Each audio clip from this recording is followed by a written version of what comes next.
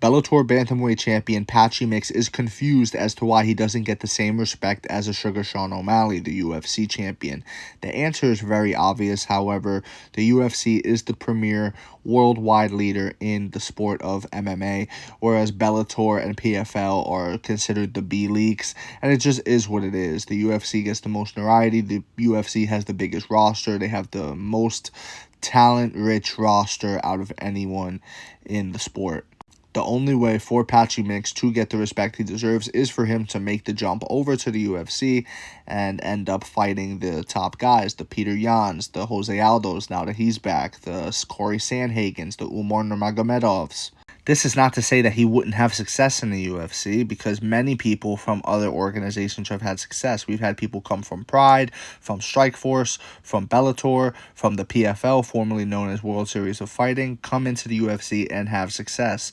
So I'm not saying Patchy Mix would get destroyed by UFC caliber talent. However, I am saying he's ready for UFC caliber talent. I am saying that once you reach a certain level in Bellator, once you catch that championship in Bellator, and once you maybe defend it a couple of times, it's clear that it's time for you to make that jump. It's time for you to go to the next level and graduate, so to speak.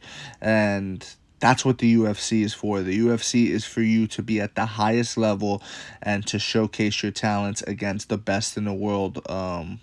And the UFC has that, man. The UFC has a deeper roster in every weight class, and it just is what it is. I don't make the rules. I only state them to you.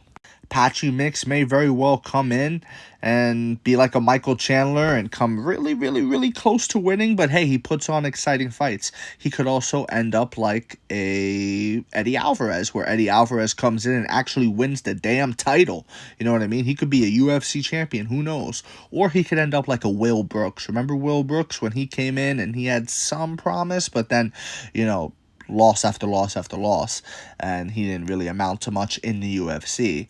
That happens sometimes, guys. Sometimes the best guys in other leagues, they sink or swim in the UFC. But that's why we need to see it. And that's why he hasn't, quote-unquote, gotten the respect that he feels he deserves, because he's really unproven. Sure, you're doing your thing in Bellator, and that's great. Hats off to you, salute to you, all things like that.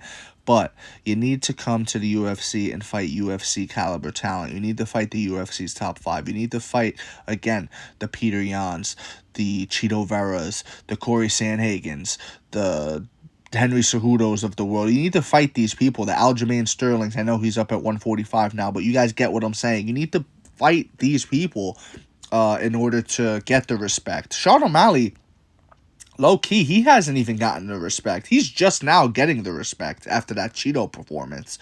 You know what I'm saying? But before that, people were doubting him every fight he would take as well.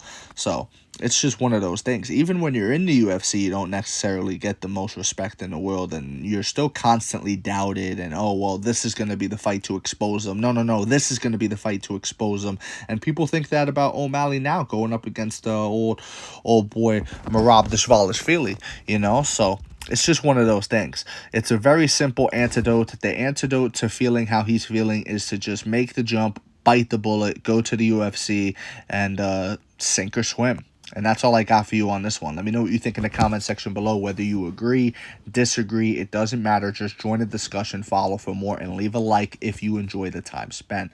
Thank you. You are all appreciated.